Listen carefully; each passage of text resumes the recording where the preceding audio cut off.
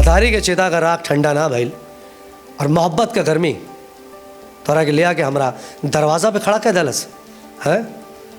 हमरा बहन के अपना बाप के देल वसीयत बुझता रे है। अगर तोरा के अपना बहन के डोली का कहार ना बनौनी ना तो हम अपने बाप का बेटा ना का रहते अपने आप के रोहित शर्मा बुझता रे जब एक दिन में 265 रन मार दे रहा है तो जीत के अबे वो डायलॉग था। भी अगर मैं किसी शूटिंग में भीड़ लगी है और मैं एक बार बोल दूं कि पीछे हटिए आप लोग जरा, गुंडा है हम, ये मत सोचा कि ऐसे ही आ गए नहीं, तो लोग पीछे हटते। हम ऑडियंस के टेस्ट को पकड़ नहीं पाए और ऑडियंस का टेस्ट बदल गया और हम वही खाना खिलाते रहे। पब्लिक ने बोला बात एक तरह का कहानी रहता है रे, तो ऑडियंस ने अपना विरोध जताया, सिनेमा हॉल में जाना बंद कर दिया। तो जब ऑडियंस सिनेमा हॉल में जाना बंद हो गई, फिल्में चलनी बंद हो गई, तो बजट अपने आप गिर गया। मुर्दे के हिसाब से कफन हमारी भोजपुरी में नहीं बनता, हमारी भोजपुरी इंडस्ट्री में कफन के हिसाब से मुर्दा खोजा जाता है। ये बजट भैया, इसमें संजय पांडे आते हैं तो आए, इसमें मतलब फलानवा आ जाए ढिकानवा आ जाए, बजट नहीं बढ़ेगा, इस बजट में उनको ले आओ, तो दुख तो होता है ना। इतने साल इंडस्ट्री को देने के बाद हम 10,000 20,000 रुपये के लिए एक्टर को हटा दिया जाता है। ढेर मांगा था, उनके नाम पे पिक्चर चली का, एक टिकट बिकी उनके नाम पे। उस दौर की फिल्मों का वो एक दौर था और हर दौर में ऑडियंस तय करती है। दरअसल मेकर ऑडियंस के सामने एक फिल्में रखते हैं, अगर ऑडियंस उनको लाइक करती है तो मेकर फिर उस पैटर्न की फिल्में बनाते हैं। उस समय की ऑडियंस भोजपुरी का नया वो हो रहा था, उत्थान हो रहा था, आ रही थी फिल्में, और हम ड्रामा बहुत था उस फिल्मों में, एक्शन था और कहानियों का पैटर्न अलग था, खर्चा बहुत होता था। अब तो खर्चे भी कम हो गए, बजट कम हो गए, तो दौर बदल गया। किचन की फिल्में आती हैं, औरतों का ड्रामा चलता है, सास बहू ननद भौजाई का। उस समय ठाकुर विलेन और वो हीरो और गरीब हीरो और अमीर हीरोइन और उनके 5 भाई और हीरो को मारना, देन लास्ट में हीरो का ब्लड लगा हुआ चेहरा उठना और ऑडियंस का ताली बजना, वो दौर अब नहीं रहा उस तरीके का। ये भोजपुरी इंडस्ट्री का बजट क्यों कम है? कि ये सबसे बड़ी ये है कि प्रोड्यूसर की स्थिति गड़बड़ाई है या क्या कारण है कि बजट गड़बड़ा गया? बजट इसलिए गड़बड़ा है क्योंकि हमने हमारी फिल्में बदली नहीं, हम उसी पैटर्न की फिल्में बनाते रहे और हम ऑडियंस के टेस्ट को समझ नहीं पाए कि बच्चा बड़ा हो गया है, अब वो दूध भात नहीं खाएगा, अब वो चाइनीज़ ढूंढ रहा है, अब वो मैगी ढूंढ रहा है। हम ऑडियंस के टेस्ट को पकड़ नहीं पाए और ऑडियंस का टेस्ट बदल गया और हम वही खाना खिलाते रहे। तो ऑडियंस आके थोड़ी कॉलर पकड़ के बोलती है कि ये पिक्चर क्यों बना रहे हो।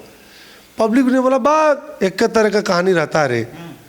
ये हमसे रिक्शे में हम बैठते हैं, कभी किसी आम सब्जी वाले से बात करते हैं तो वो एक ही लाइन बोलने लगे थे, वाह भैया आप लोग पिक्चरों का कहानियाँ एक कर रहता है सब। ये बात हम समझ ही नहीं पाए और हम उसी पैटर्न की कहानियाँ देते रहे। तो ऑडियंस ने अपना विरोध जताया, सिनेमा हॉल में जाना बंद कर दिया। तो जब ऑडियंस सिनेमा हॉल में जाना बंद हो गई, फिल्में चलनी बंद हो गई, तो बजट अपने आप गिर गया। एक और सवाल रहता है कि कई आर्टिस्ट कलाकार को जितना बजट नहीं मिल पाता है, आधे जितने फिल्म का बजट होता है आधे से ज़्यादा बजट जो स्टार कास्ट होते हैं वो उड़ा ले जाते हैं। उससे कम में जो बजट बचता है उसमें जो कैरेक्टर आर्टिस्ट होता है उसमें मतलब ये सभी समस्या का सामना करना पड़ता है। नहीं देखिए, रेशियो तो यही रेशियो तो हिंदी में भी है। जो पेमेंट सलमान खान को मिलती होगी वो अनुपम खेर को नहीं मिलती होगी, लेकिन चूंकि उनकी फिल्में 50 करोड़ 100 करोड़ की होती हैं तो उस हिसाब से उनके हिस्से में ज़्यादा आता है। हमारी फिल्में 1 करोड़ की होती हैं, 2 करोड़ की होती हैं।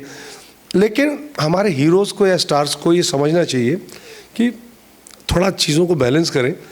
और दूसरी बात कि आप देते हैं तब तो वो ले रहे हैं ना, आपके कनपट्टी पे बंदूक रख के तो ले नहीं रहे। आप उनके दम पे सिनेमा बेच रहे हैं, आप फिल्म के नाम पे फिल्म नहीं बेच रहे हैं, आप फिल्म स्टार के नाम पे बेच रहे हैं।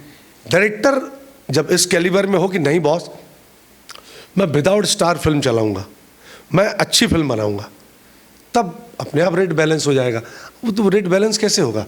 क्योंकि आपको स्टार मिल जाता तो आप उनके नाम पे फिल्म बनाते हैं और आपको लगता है स्टार है तो फिल्म बिक जाएगी। तो जब स्टार के नाम पे फिल्म बेचनी है तो फिल्म अच्छी कैसे बनेगी? फिर तो आप स्टार पे ध्यान देंगे। बतासा चाचा का एक बयान आया था कि मैं कभी भी इंडस्ट्री से संन्यास ले सकता हूं, इसलिए कि कैरेक्टर आर्टिस्ट की जो मान्यता थी, जो स्टेबिलिटी थी उस समय की, अब नहीं हो पा रही है। हाँ, ये सच है। मनोज जी का गुस्सा नाजायज़ नहीं है, फ़र्क सिर्फ इतना है कि उन्होंने बोल दिया और ये बात मैं बोल नहीं रहा हूँ। या मेरे जैसे न जाने कितने अभिनेता कह नहीं पा रहे हैं, लेकिन अंदर सबके वही बात है, वही गुस्सा है जो मनोज जी के अंदर है।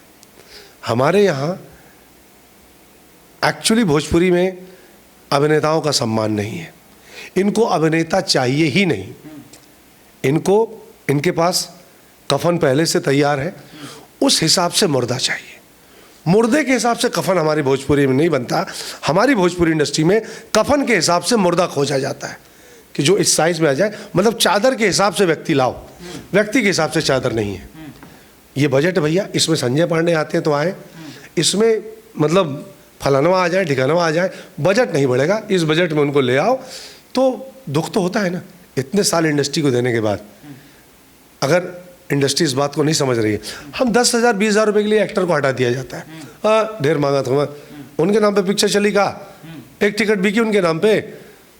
तो भैया जिनके नाम पे बिकी है, उनके नाम पे बिकने के बाद कौन सा महल खड़ा हो गया? किस निर्माता ने 5 बंगले खरीद लिए हैं भोजपुरी के फिल्म बना के? जरा मुझे बता दीजिए आप। अंदर जाके उनसे तो पूछिए क्या हाल हुआ है उनका, जिन्होंने फिल्म बनाई है। उनकी सच्चाई तो कभी सामने नहीं आती। एक बार वहाँ कुरेदिए आप लोग तो सच उनसे निकलेगा, हमसे नहीं। हम तो कुछ बोलेंगे तो बवाल हो जाएगा। आप लोगों पे उस समय फिल्म चलता था, जो फिल्म आई थी दीवाना, जो निरहुआ की तमाम 1 2 3 वाला सीरियल वगैरह सब आया था। अब का जो स्थिति है, क्या सच में जो स्टार हैं उनका दबदबा रहता है कि नहीं यही कलाकार हमारे साथ काम करेंगे, संजय पांडे रहेंगे मेरे साथ, अवधेश मिश्रा रहेंगे, ये वाली स्थिति रहती है क्या? स्टार के मनमौजी से एक कलाकार आर्टिस्ट रहते हैं क्या? जब निर्देशक कमज़ोर होता है अपनी बात कहने में, तब हीरो की चलती है। अगर निर्देशक मजबूत है और उसने कहा कि मुझे यही चाहिए, और हीरो ने कहा, निर्देशक ने उसको कन्विंस कर दिया कि नहीं भैया मेरे कंसेप्ट में यही फिट है, तब नहीं चलता है। ये वहाँ चलता है जहाँ निर्देशक डरा हुआ रहता है कि यार हाँ भैया, अरे फलाने के ले ला, हाँ भैया ले ले भैया, उसको ले लो। अब आप बोल देंगे भैया हो कल।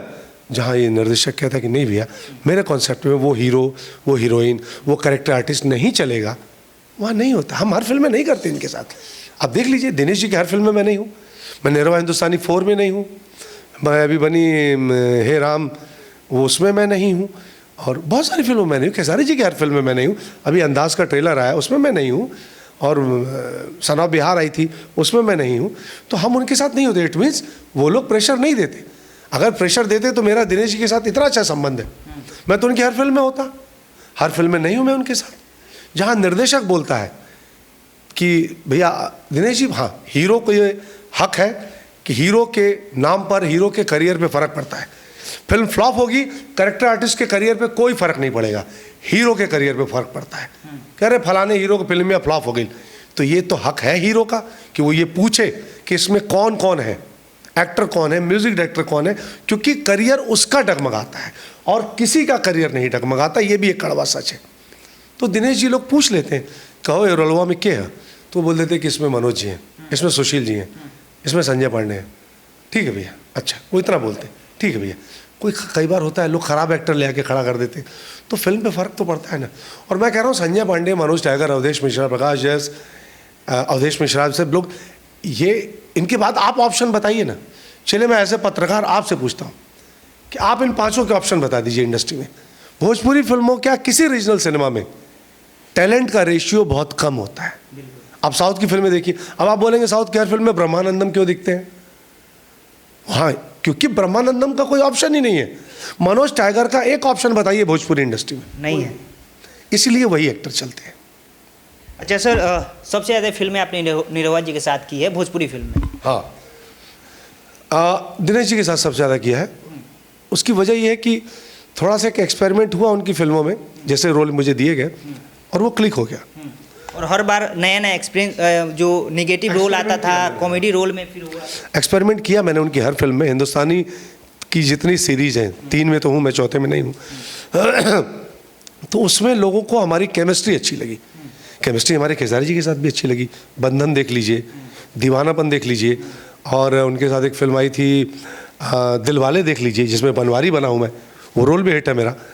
तो वो जो कॉमिक विलन वाला ट्रैक है वो लोगों को मेरे ऊपर अच्छा लगता है। और जब जब उनकी फिल्मों में ऐसा किरदार लिखा जाता है तो लोग कहते हैं संजय पांडे को बुलाओ। यही वजह है सिर्फ। खेसारी जी के साथ कैसा ये रहता है कि कई ऐसे फिल्म आपने किया है, उसमें कैसा रिश्ता रहता है? बहुत अच्छा। खेसारी जी बहुत सेंसिबल एक्टर हैं, सिनेमा के बारे में सोचते हैं। जब वो मैदान में होते हैं, सेट पे होते हैं, तो वो गाने या एल्बम की बातें नहीं करते हैं, वो शूटिंग की और फिल्म की और कहानी की ही बात करते हैं। पवन जी के साथ कम क्यों दिखते हैं? क्योंकि बहुत सारे फिल्म में एक्का दुक्का फिल्म में नज़र आ जाते हैं, फिर बहुत सारा गैप हो जाता है, आखिर क्यों? ये सवाल मैं आप लोगों से बोलता हूँ कि एक बार पवन जी से भी पूछ लीजिए, पवन जी की फिल्मों के निर्माता निर्देशकों से पूछिए। कई बार डेट्स का भी पंगा होता है। जैसे मैं सूर्यवंशम में करने वाला था, निशांत उज्ज्वल जो उस फिल्म के निर्माता हैं, रजनीश जी जो निर्देशक हैं, इन लोगों ने मुझे अप्रोच किया था विलन के लिए और मैं अग्री था, लेकिन फिल्म की डेट 3 बार आगे गई। तो मुझे कई फिल्में छोड़नी पड़ती है क्योंकि मेरी व्यस्तता बहुत ज़्यादा रहती है फिल्मों में।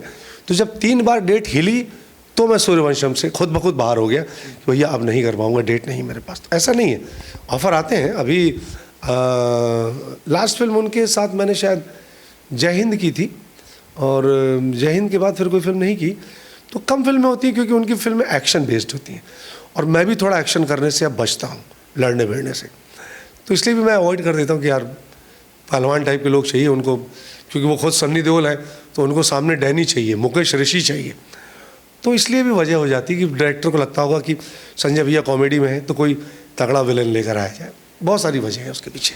एक फिल्म है दीवाना, उसका एक डायलॉग बहुत ज़्यादा फेमस हुआ था, उस डायलॉग को 2 लाइन आप। उसके तो पूरे डायलॉग बड़े हिट हुए थे और एक डायलॉग जो मुझे बहुत अच्छा लगता है, जो उस वक्त बहुत ज़्यादा ट्रेंड में था जब रील का ज़माना नहीं था। दिनेश जी मेरे घर पे आते हैं ऐसा दरवाज़ा खोल के, उनकी माँ गुजर चुकी हैं और दिनेश जी पहुँचे हैं गुस्से में। उनको पता चलता है कि उनकी माँ को मैंने सदमे से मार डाला, मर्डर नहीं किया, उनको ऐसा बात बोल दी कि उनकी माँ हॉस्पिटल में मर गई हैं। और वो गुस्से में आते हैं और मैं ऐसे चिल्लाते हैं ठेकेदार, और ठेकेदार ठेकेदार गूंजता है और मैं एंटर करता हूँ और बोलता हूँ कि महतारी के चिता का राख ठंडा ना भइल और मोहब्बत का गर्मी तोरा के ले आके हमरा दरवाज़ा पे खड़ा कर दलस है। हमरा बहन के अपना बाप के दियल वसीयत बुझता रे है। अगर तोरा के अपना बहन के डोली का कहार ना बनौनी ना तो हम अपने बाप का बेटा ना। ये जब चलचित्र आपका ये सब आता था तो सच में जो बच्चा है वो सब डर जाता था, वो फिल्म आता था, कभी कोई बच्चा आके ऐसा हुआ? बिहार जब उस दौरान में आता था तो लोग फ़ोटो खिंचाने नहीं आते थे मेरे पास, खासकर बच्चे नहीं आते थे, वो दूर से देखते थे। उन बच्चों में से एक बच्चा अगर हिम्मत करता था, थोड़ी बच्चों में भी कुछ साहसी बच्चे होते हैं ना, उन्हें लगता था बैग होगा गुंडा, मैं फ़ोटो खिंचाऊँगा, ऑटोग्राफ लेने। जब एक आता था तो सब डरते डरते धीमे धीमे आते थे। तो मैं बोलता था क्यों तुम पहले क्यों नहीं आ रहे थे? बोला अरे बड़का गुंडा है, आप बड़का गुंडा बोलते थे। और मैं अपने एक दोस्त के घर गया था तो उनका भांजा था, तो फ़ोन पे किसी से बोल रहा था, हे मालूम अरे मामा के बड़का गुंडा आया अरे। तो वो गुंडा बड़का गुंडा, गुंडा भी नहीं बोलते थे, बड़का गुंडा। तो बिहार में बच्चे नहीं डरते थे।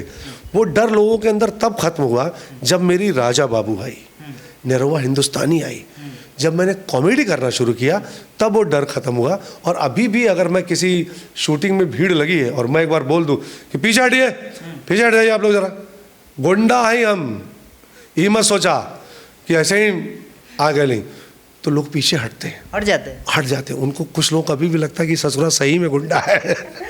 राजा बाबू में जो कॉमेडियल जो आपके जो रहा है, हाँ। 1-2 डायलॉग खूब ज़्यादा फेमस हुआ था। वो राजा बाबू में जब केबीसी में जाते हैं उसमें एक बहुत अच्छा डायलॉग था। केबीसी में वही बोलता हूँ कि अरे हमारा वजह से ही करोड़पति हो गए। जब सवाल का जवाब दे ले रोहित शर्मा वाला, वो हम ही बतौले रहनी, वही बताता है ना उसको कि का रे ते अपने आप के रोहित शर्मा बुझता रे, जब एक दिन में 265 रन मार दे ले रहा है तो जीत के बे, वो डायलॉग था। चलिए बहुत बहुत शुक्रिया इतना समय देने के लिए, बहुत बहुत धन्यवाद sir. Thank you so much Babu.